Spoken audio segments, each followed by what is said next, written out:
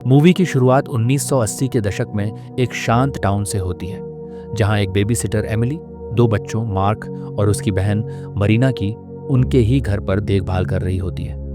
Mark उसे बताता है कि उनके पिता कहते हैं उनकी अलमारी में एक मांस खाने वाला दानव रहता है। एमिली इसे बच्चों की इमेजिनेशन समझती है, लेकिन फिर भी अलमारी को चेक करके बंद कर देती है और उसके सामने एक चेयर अड़ाकर उस पर मार्क का एक टॉय भी रख देती है। और वहां कुछ भी नहीं है कहते हुए दोनों भाई बहन को सुला देती है और नीचे आकर टीवी पर म्यूजिक सुनते हुए एंजॉय करने लगती है। लेकिन थोड़ी देर बाद जब वह आराम करने बैठती है तो अचानक वही टॉय उसे टीवी के पास रखा मिलता है और उस पर यू आर प्रिटी लिखा होता है। एमिली सोचती है कि यह मार्क की शरारत होगी और तुरंत बच्चों के कमरे में जाती है, जहां मार्क अभी भी सो रहा होता है। लेकिन मरीना गायब होती है और अलमारी भी खुली होती है। एमिली घबराकर अलमारी को फिर से बंद करके टॉय को उसके सामने रख देती है और मरीना को ढूंढते हुए दूसरे कमरे में जाती है, लेकिन मरीना ने भी यह नहीं किया होता है। इस बीच अचानक किसी ने दीवार पर लगी सारी फोटोज फ्लोर पर रख दी होती है। अलमारी भी फिर से खुलकर टॉय अब मार्क के बेड पर रखा होता है और इस बार उस पर बी माइन लिखा होता है। एमिली का डर बढ़ जाता है। वह फिर से मरीना के पास जाती है, लेकिन इस बार किसी ने मरीना का भी मुंह बांधकर उस पर फॉरएवर लिखा कागज रख दिया होता है। एमिली घबराकर फोन चेक करती है, लेकिन किसी ने फोन की वायर भी काट रखी होती है। तभी अचानक टीवी पर एक वीडियो टेप भी अपने आप चलने लगता है और उसमें एक डरावना नकाबपोश इंसान एंड डीवर लिखा पेपर पकड़े खड़ा दिखता है। एमिली बुरी तरह घबरा जाती है और तभी वही नकाबपोश एमिली के पीछे आकर बेरहमी से उसकी हत्या कर देता है और इस पूरी घटना को वीडियो टेप भी कर लेता है। अब कहानी कुछ महीने आगे बढ़ती है और एक लड़की डीना अपने होम टाउन मतलब उसी टाउन लौटती है जहां उसका पूरा टाउन अभी हैलोवीन की तैयारियों में डूबा हुआ होता है। रास्ते में डीना को उसके पुराने स्कूल मेट्स चैड और विलिस मिलते हैं, जो थोड़े शरारती अंदाज में उसका स्वागत करते हैं। उनसे थोड़ी बातें करने के बाद डीना अपने पिता के लिए दवाइयां लेने मेडिकल स्टोर पहुंच जाती है। इसी दौरान टाउन के शेरिफ आर्नल्ड को अचानक अपने घर के सामने एक रहस्यमयी पैकेज मिलता है। उसमें उन्हें टाउन के ही एक घर के गैराज डोर का रिमोट कंट्रोल मिलता है, जिसे देखकर शेरिफ थोड़ा हैरान होते हैं। दूसरी तरफ डीना अपनी दोस्त हैडी से मिलने पहुंचती है। दोनों एक दूसरे से मिलकर खुश होती है। हैडी उसे बताती है कि आज रात उसे शेरिफ के बेटे की बेबी सिटिंग का काम मिला है और मजाक करती है कि शेरिफ की पत्नी की मौत के बाद से वह अकेले हो गए हैं, तो क्यों ना मैं ही उनसे शादी करके मिसेस अर्नोल्ड बन जाऊं। थोड़ी देर बाद डीना अपने घर पहुंचती है, जहां उसकी माँ उससे मिलकर खुश होती है, लेकिन अंदर ही अंदर उसके माता पिता दोनों किसी अज्ञात कारण से उदास भी लगते हैं। शेरिफ अब अपने एक ऑफिसर के साथ जॉच करते हुए उस रिमोट वाले घर तक पहुंच जाते हैं, लेकिन वह घर सेल पर लगा होता है और अब वहां कोई नहीं रहता है। उन्हें पता चलता है कि यह वही घर है जहां एमिली की हत्या हुई थी और एमिली की हत्या के बाद उस घर के मालिक ने रिपोर्ट भी किया था कि उसका गैराज रिमोट गायब है।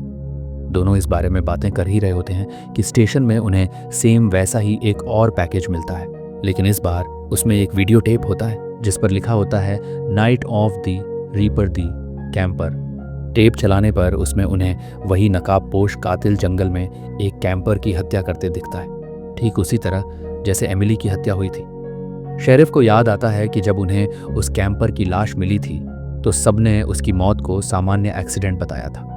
इधर डीना की दोस्त हैडी का अचानक पेट दर्द होने लगता है, जिस वजह से वह बेबी सिटिंग के अपने काम पर नहीं जा पा रही होती है। इसलिए वह डीना से शेरिफ के घर जाकर उसके बेटे का ध्यान रखने के लिए रिक्वेस्ट करती है, तो डीना भी मान जाती है और बेबी सिटिंग करने शेरिफ के घर जाने निकल पड़ती है। शेरिफ अब अपने ऑफिसर के साथ दोबारा उस कैंपर की मौत वाली जगह की जांच करने निकल पड़ते हैं। रास्ते में उन्हें एक फॉरेस्ट सर्विसेज ऑफिसर एलिजाबेथ मिलती है, जो सड़क पर एक्सीडेंट में मरे एक डॉग की लाश उठा रही होती है। शेरिफ थोड़ी देर रुककर उसकी मदद के लिए पूछते हैं और फिर से आगे बढ़ते हुए अपने ऑफिसर के साथ उस कैंपर की हत्या वाली जगह पर पहुंच जाते हैं, जहां जांच करते हुए उन्हें एक और वीडियो टेप वाला बॉक्स मिलता है। और जब स्टेशन पहुंचकर वह टेप देखते हैं तो उस पर लिखा होता है night of the reaper the baby sitter, और यह टेप एमिली की हत्या वाला होता है, जिसमें साफ दिखाई देता है कि नकाबपोश कातिल ने गैराज रिमोट का इस्तेमाल करके घर में घुसकर एमिली की बेरहमी से हत्या की थी। शेरिफ को अब यकीन हो जाता है जिन सारी मौतों को सामान्य मौतें समझा गया था, दरअसल वे सब एक सीरियल किलर द्वारा की गई हत्याएं थीं। वीडियो में उन्हें चैड की कार भी नजर आती है। इसी सुराग पर शेरिफ चैड से पूछताछ करते हैं, क्योंकि चैड को वीडियो रिकॉर्ड करना भी पसंद होता है। लेकिन चैड अपनी बेगुनाही का दावा करता है। इसी बीच डीना अब शेरिफ के घर बेबीसिटिंग के लिए पहुंच जाती है और शेरिफ के बेटे मैक्स से बातें करते हुए दोनों जल्दी दोस्त बन जाते हैं। मैक्स के गेम से बोर होकर डीना उससे कहती है कि अगर वह उसे पूरे घर का दौरा करवाएगा तो वह उसे मिठाई देगी। तो मैक्स भी मान जाता है और घर का टूर कराते कराते उसे बेसमेंट में ले जाता है, जहां डीना को मैक्स की मरी हुई माँ की शादी की ड्रेस दिखाई देती है। फिर मैक्स उसे अपने कमरे में लाकर अपनी माँ की तस्वीर दिखाता है और बताता है कि उसकी माँ की मौत एक कार एक्सीडेंट में हुई थी। वह डीना को अपने वॉकी टॉकी भी दिखाता है, जिससे दोनों बातें करते हुए हाइड एंड सीक खेलने लगते हैं। इसी दौरान शेरिफ भी घर पर फ़ोन करते हैं और डीना से बात कर अपने बेटे की सुरक्षा की जांच करते हैं। थोड़ी देर बाद डीना और मैक्स पॉपकॉर्न खाते हुए मूवी देखते हैं और मैक्स मूवी देखते हुए ही सो जाता है। और तभी अचानक डीना को बैकयार्ड में किसी के होने का आभास होने लगता है और जब वह बाहर जाकर देखती है तो वहाँ उसे एक डॉग की लाश पड़ी दिखाई देती है। अचानक घर का दरवाज़ा भी हिलने लगता है। डीना समझ जाती है कि कुछ गड़बड़ है और तुरंत घर के अंदर आकर दरवाज़ा बंद कर देती है। शेरिफ भी अब आगे की जांच के लिए चैड के दोस्त विलिस के घर पहुंच जाते हैं। उन्हें वहां भी एक और वैसा ही वीडियो टेप मिलता है। शेरिफ गुस्से में विलिस को पकड़कर स्टेशन ला लेते हैं और जब वह टेप देखते हैं तो इसमें उन्हें वही नकाबपोश कातिल उनकी पत्नी को भी बेरहमी से मारते हुए दिखाई देता है। गुस्से में आकर शेरिफ विलिस को ही वीडियो टेप किलर समझकर गिरफ्तार करने की कोशिश करते हैं। उसी दौरान डीना महसूस करती है कि कोई घर के अंदर उसका पीछा कर रहा है। उसे घर की एक खिड़की टूटी हुई दिखाई देती है और अंदर एक कमरे में डीना को उसकी बहन एमिली की तस्वीरों से भरा एक क्राइम बोर्ड दिखाई देता है। घबराहट में डीना तुरंत भागकर मदद के लिए पुलिस स्टेशन कॉल करने लगती है। लेकिन जब कातिल डीना की आवाज़ का पीछा करते हुए उसे मारने आता है तो कहानी में एक बड़ा ट्विस्ट आता है। वहाँ डीना होती ही नहीं, बल्कि वह अपनी फेक वॉइस रिकॉर्डिंग से कातिल को धोखा देकर खुद चुपके से उस पर हमला कर देती है। और जब कातिल को होश आता है तो वह खुद को एक चेयर पर बंधा हुआ पाता है और उसके सामने एमिली की मौत वाला वीडियो टेप चल रहा होता है। लेकिन इस बार टेप में नकाब के पीछे कोई और नहीं बल्कि डीना खुद होती है, जो कातिल जैसा मास्क पहनकर असली कातिल को उकसा रही होती है। और धीरे धीरे जब कातिल अपना नकाब उतारता है तो असली चेहरा सामने आता है। वह कोई और नहीं बल्कि वही फॉरेस्ट सर्विसेज ऑफिसर एलिजाबेथ होती है और उसने ही एमिली, कैंपर और शेरिफ की पत्नी की हत्या की होती है। डीना उससे कहती है कि मुझे पता था कि आज तुम मैक्स की बेबीसिटर हैडी को मारने वाली थी, इसलिए ही मैंने हैडी को दवा देकर उसकी तबीयत खराब कर दी और उसके बदले में खुद यहाँ आ गई और मैंने ही मैक्स को बेहोश करके विलिस के हाथों से सुरक्षित हैडी के घर पर पहुंचाया ताकि वह मैक्स की देखभाल कर सके। एलिजाबेथ यह सुनकर हैरान रह जाती है और खुद को चेयर से छुड़ाकर डीना को ढूंढने निकल पड़ती है। लेकिन घर में उसे उसकी ही चाल की तरह डायरेक्शंस वाली कई चिट्ठियां मिलती हैं जो उसे एक वॉकी टॉकी तक ले जाती हैं। डीना वॉकी टॉकी पर उसे चिढ़ाती रहती है।